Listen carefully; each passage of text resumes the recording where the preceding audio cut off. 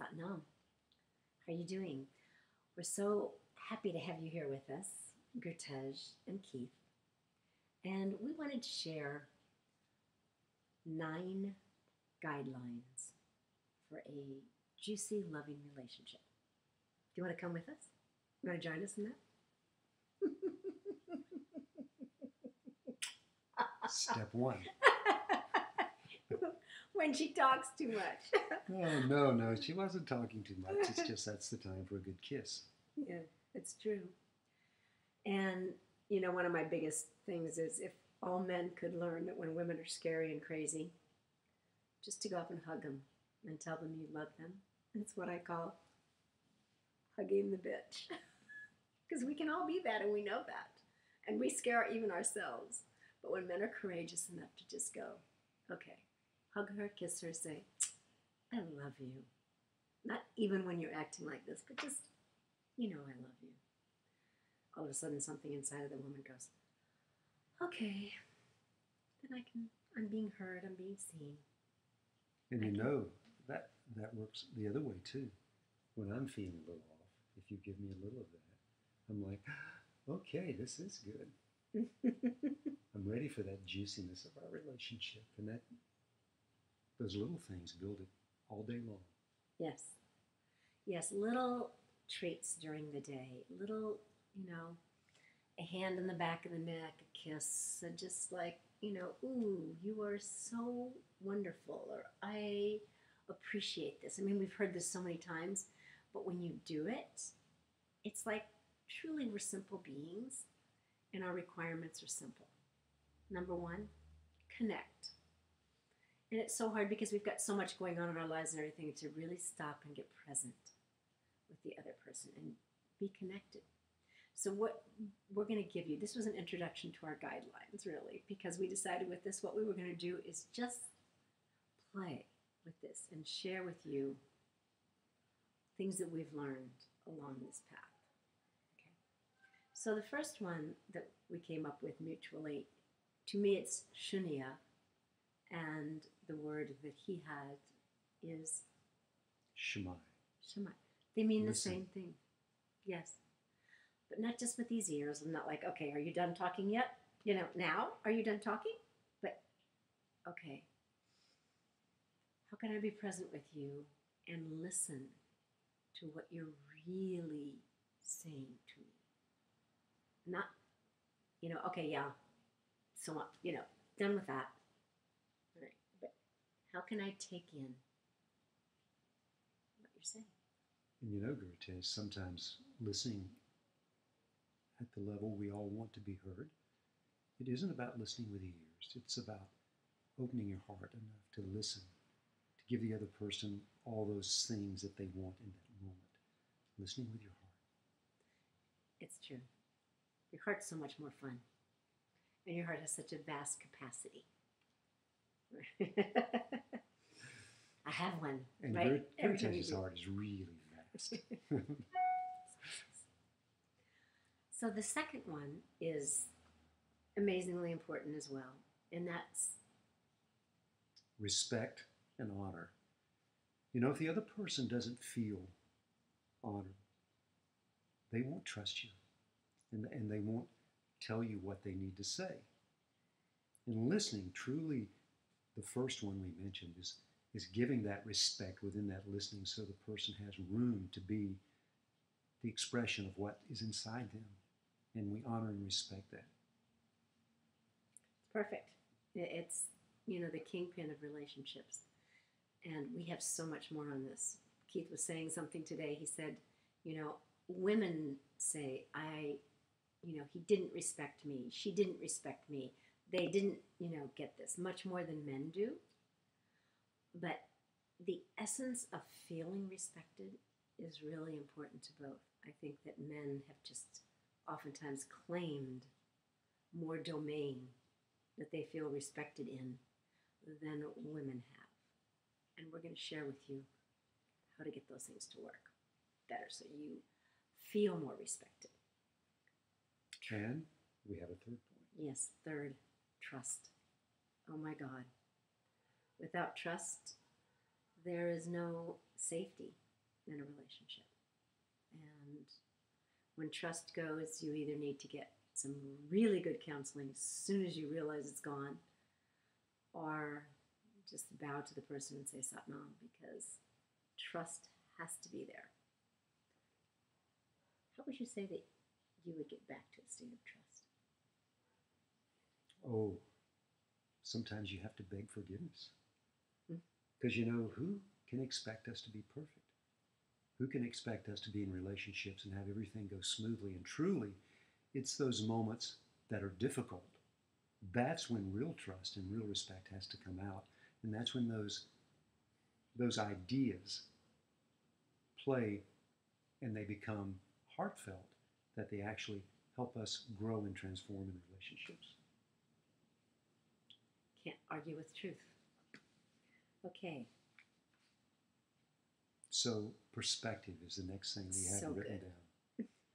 You have to be willing to see things from a different perspective. It's kind of like if you're always defending your position, you're kind of defending yourself. And in doing that, you're not listening, you're not respectful, and you don't engender trust. How's that? It's good. Perspective. Perspective is a wonderful, amazing thing, because we have our perspective and only have to get into a relationship to realize how attached we are to it. It's like, no, it really is this way. Well, the more, it's like traveling. If you think of a relationship as if you're traveling, when you travel, if you just try to stay, in the best hotels, just doing this and this and this, but if you really get into the culture, you have a completely different experience. Same thing with a relationship. Dive in and get the perspective of the we. And most of the time, our perspectives are based on our past. So if we dwell on our past perspective, we don't gain new perspective, so it makes us grow rigid and stale. And the relationship stagnates. You've got to be willing to open up to find new perspectives, which has to eventually begin including the other person. We've got some great tools on this too. It's, like what to do. Interrupters sometimes. You need interrupters. Friends of mine told me the other day, oh my God, somebody gave us these swords that are made out of, oh God, why can't I think of it? Poofers. They're really, spongy and that.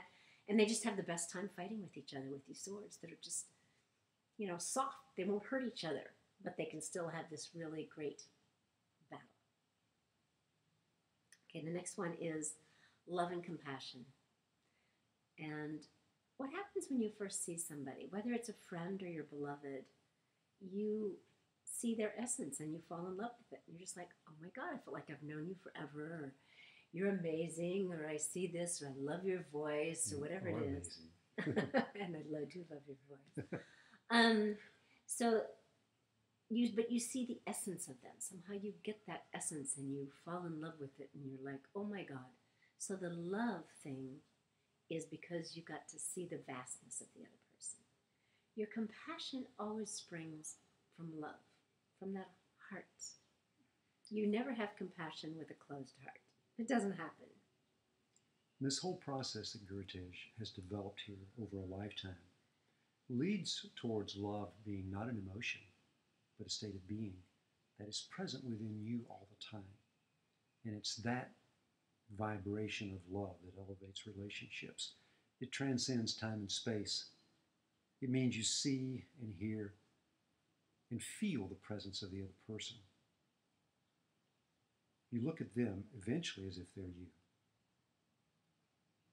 It's true, because when you see the other in you and yourself in the other, then you really get what we're doing here. And we're only in relationship with our friends, with our family, with our beloved, to practice allowing the infinite to kiss us and to feel that kiss.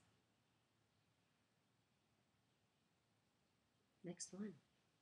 So to go in this direction, the whole purpose of these kinds of seminars and talks or lectures or dialogues is about developing the tools that enable you to experience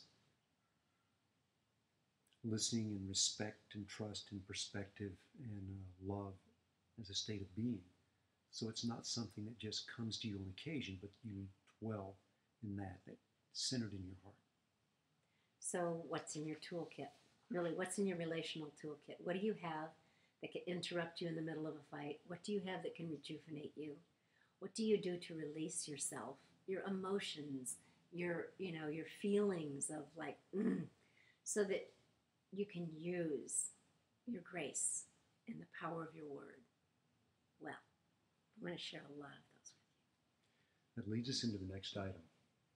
You know, life runs in cycles. It's not always going to be good, nor can any course or teacher reveal to you a way that's always good in a conventional sense. But if the internal process is at peace and feeling love, there's something beautiful, loving,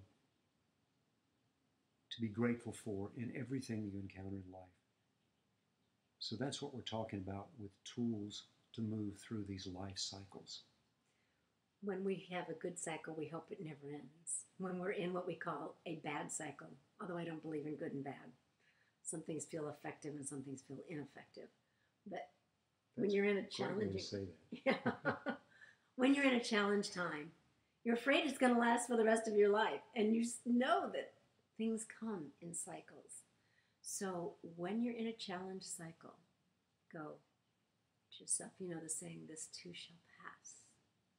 And with tools, the challenges can pass much more quickly. One of the great tools that we've talked about, and it's really of paramount importance, is forgiveness. One of the things that forgiveness does, it binds you to the past, to the event that occurred in the past. You've not moved on yet. Forgiveness allows you to drop that binding and move on. It doesn't really affect the other person involved because the rules of karma always apply. We can't take someone else's karma. But forgiveness lets you move forward in life. So it's one of the first things that we talk about as tools to find deeper intimacy and happiness in life. Yeah, and sometimes forgiveness is really a little deal. Sometimes it feels like it's a really big, huge deal. How can I ever forgive you for this? And the thing that you want to remember is, wouldn't you want to be forgiven for that? Because none of us have done it all like perfectly. It's all kind of like, oh yeah, I've blown it. When somebody, in a traffic flips me off or, does something because some move I made, or I feel like doing that to somebody else, I always go, I could have done that. I could have done that at some point in time. I could have done that to somebody else unconsciously. And most of our deeds that get us to a place of needing forgiveness were done out of feeling that a need wasn't met. And therefore, in that moment, we justified it. And in the long term, we saw that it was not a good choice. And you always want to put yourself in the other person's position and go, would I want to be forgiven for this? And extend yourself and be that vastness so that you don't carry around the dark You are so hurt vast, darling. in your heart. One of the next tools we'd like for you to be able to understand from this series is projection. Very often we project our past into the present. And so we limit what we can learn in the present. We bring all the things throughout our lives that we haven't let go of and project them onto other people, and we interpret everything they do through our own filters. Have you ever done that to anybody? Ever? Like anybody who's passed 2 has done it like a million times. I've done it. Right? Yeah. I'm confessing it. Everybody, we're confessing because it's only can you, Shania or Shemai, listen to the other person when they're saying, don't do that to me. Please don't do that to me. That's not what this was about. And then have the grace to be receptive and listen to what they were saying in that moment. Not what they were saying that you think that they were saying because of what you have that they were saying could have been what they were saying, okay? And sometimes if we just laugh at ourselves and go, oh my God, You know, it's not that you don't want to trust your intuition, but that you don't want to believe your insanity. Okay, that's what this is about. All right.